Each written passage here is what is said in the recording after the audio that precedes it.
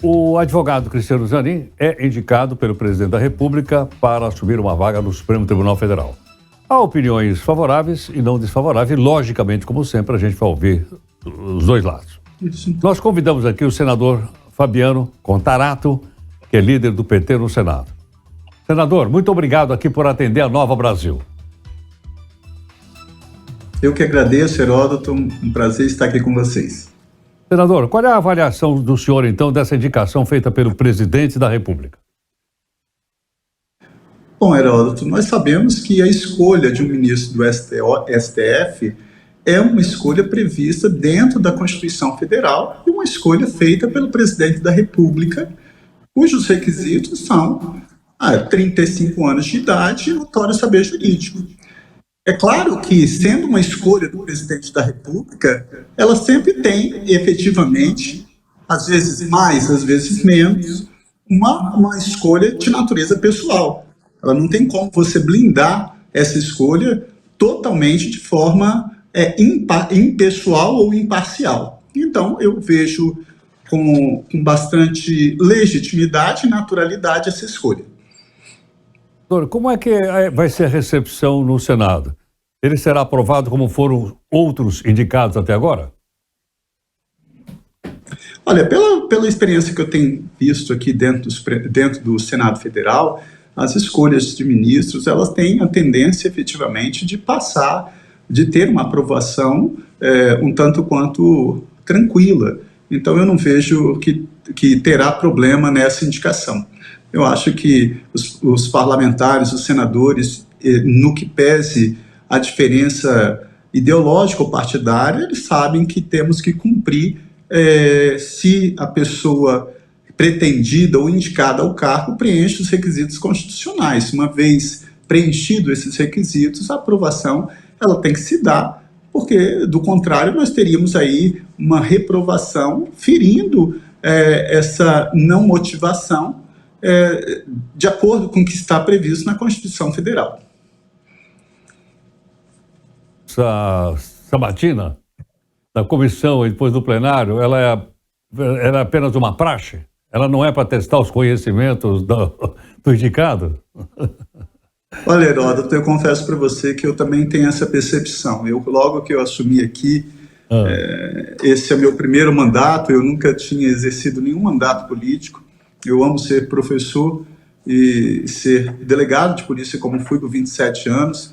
Eu acho que a indicação de ministros, de diplomatas, de ministros, quer seja do STJ, do STF, do TSE, é um momento ímpar para que o parlamentar efetivamente constate e se aquele candidato ele preenche os requisitos, por exemplo, no notório saber jurídico, que é um requisito de natureza também objetiva e, por vezes, subjetiva, se ele preenche os requisitos.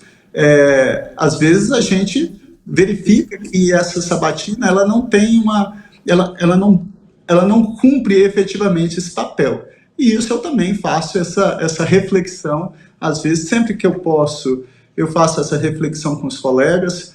Eu falo por mim, toda vez que eu tenho sabatina de indicados em qualquer desses cargos, eu tento abstrair daquela pessoa, efetivamente, se ele preenche os requisitos, conforme determina a Constituição Federal e conforme é a atribuição de um senador na constatação dessa indicação. Senador, a propósito, nós estamos falando do Supremo. Você é favorável ao mandato para um ministro do Supremo ou manter, como nós temos hoje, uma aposentadoria só aos 75 anos de idade? Qual é a sua opinião? Olha, esse é um tema que tem que ser debatido de forma bem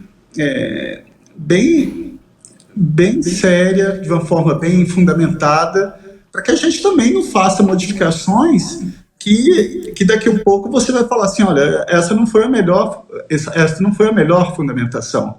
Eu acho que você, em determinados momentos, de forma pragmática, falar assim, olha, vamos estabelecer um mandato para o ministro do Supremo Tribunal Federal, eu não sei se esse seria o melhor caminho.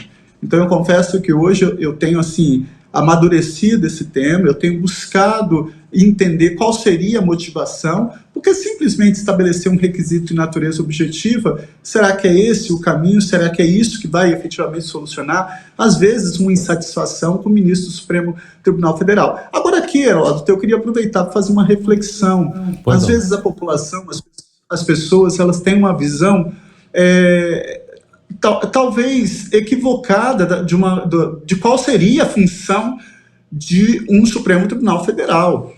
Nós temos que entender que a função do Supremo Tribunal Federal, por vezes, ela é contrária à função dos parlamentares ou senadores, seja senadores ou deputados federais, ou mesmo presidente da República, que nós somos eleitos por um processo fruto de um comportamento majoritário para atender os interesses da maioria da população brasileira. Mas o Supremo Tribunal Federal, ele tem uma função, eu acho que tem, no mínimo, 3 funções ali.